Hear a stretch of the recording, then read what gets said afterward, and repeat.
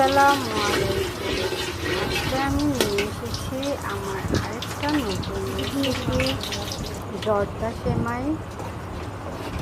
তো আমি ফার্স্টে ঘিয়ের মধ্যে দারচিনি এলাচি দিয়ে একটু ভেজে নিয়ে তারপর জর্দা সেমাইটা আগে আমি ভেজে সিদ্ধ করে নিয়েছিলাম, এটা দিয়ে দিলাম। একটু নাড়াচাড়া করে নারকেল কুড়ানো দিয়ে দিলাম, আর একটু নাড়াচাড়া করে এটার মধ্যে চিনি দিয়ে দিলাম।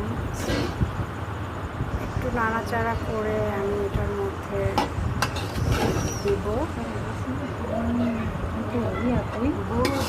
কিশমিশ।